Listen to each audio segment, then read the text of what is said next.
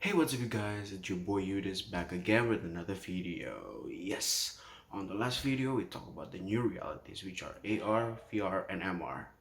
You guys can check that out first because the topic we're going to talk about today correlates with that one. On this video we are going to talk about surveillance. I'm all set. Now let's head out.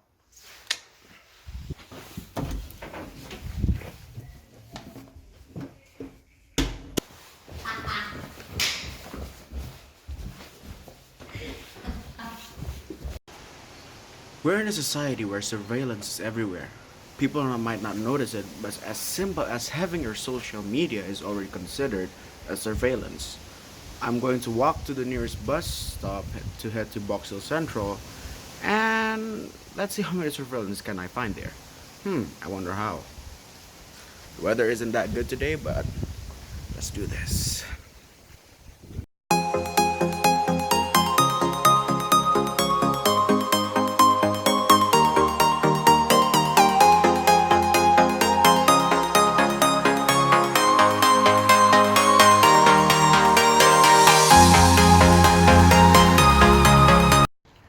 As what I was saying in my introduction, surveillance are correlated to new realities because of the usage of data and camera.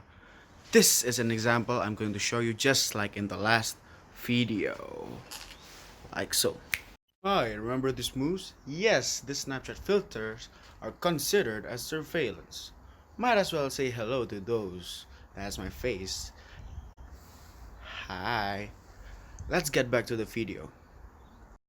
Snapchat is considered to be a form of surveillance. It saves our faces and the daily activities we do.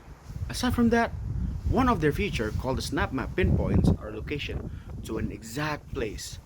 I know it seems as it's a fun thing to see or do, but hey, isn't that a violation of privacy? Oh, here I'm going to show the Snap Map clip from their promotion video. As you can see in this promotion video made by Snapchat, it is shown the activities and where you are having that activity. You and your friends can be tracked from where you guys are and what is happening there. Well, and yes, they pinpoint you in that exact same location. It's pretty cool and interesting, but ain't that scary, don't you think? All these times, we might be shown a very utopian side of surveillance. But could surveillance actually be a dystopian act? I guess so.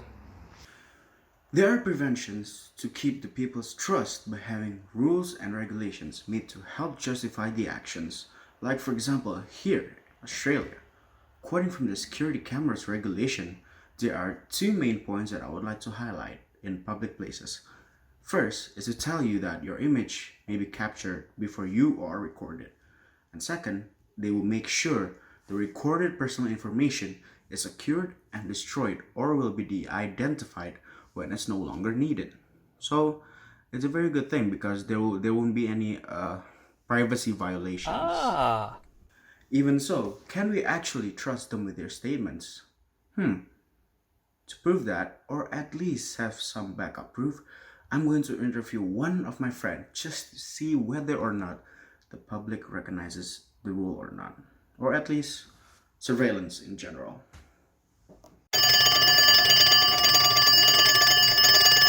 As I was saying, this is my friend and he's joining us in the call right now. And please, can you please identify yourself in this video? Oh, hey, sorry. I'm in the middle of doing laundry right now. We're gonna call me Honor Food 3000. Keeping things anonymous here, you know? You know what I'm saying? Haha. Okay, so first question.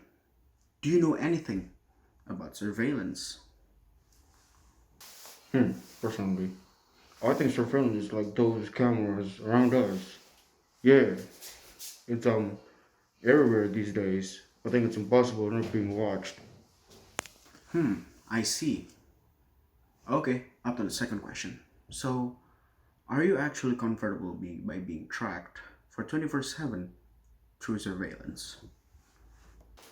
I I think it's that cool, bro.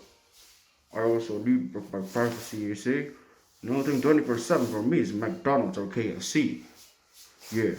Actually, no. Let's just say that I need my privacy and very show some respect. Okay, so for the last question, in your honest opinion, can you describe a few reasons why surveillance is necessary and or why is it not? I think it's necessary, dude. You also want people to know what is going on. It has its benefits.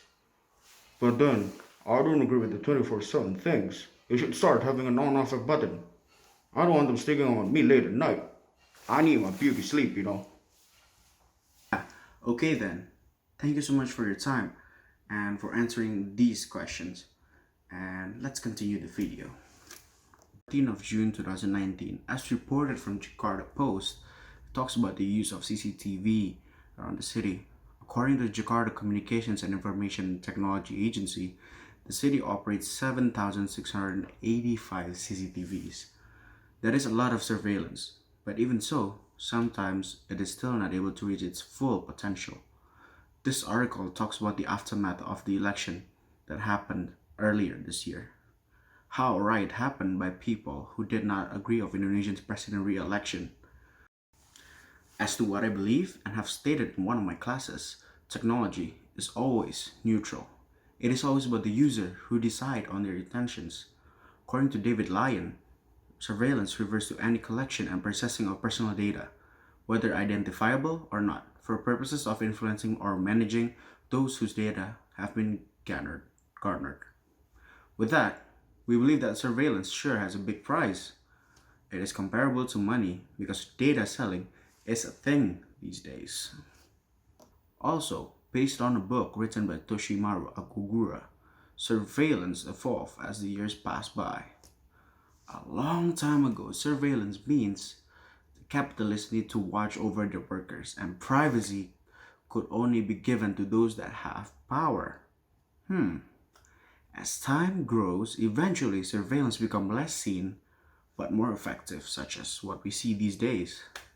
It has more rules and regulations so that no violation will be crossed. But still, back to my first argument, technology is always a neutral thing and it's always about the user's intentions. So that's it for this video, you guys. I hope you guys enjoy it so much and I hope to see you guys on the next video. Even now, you are being monitored.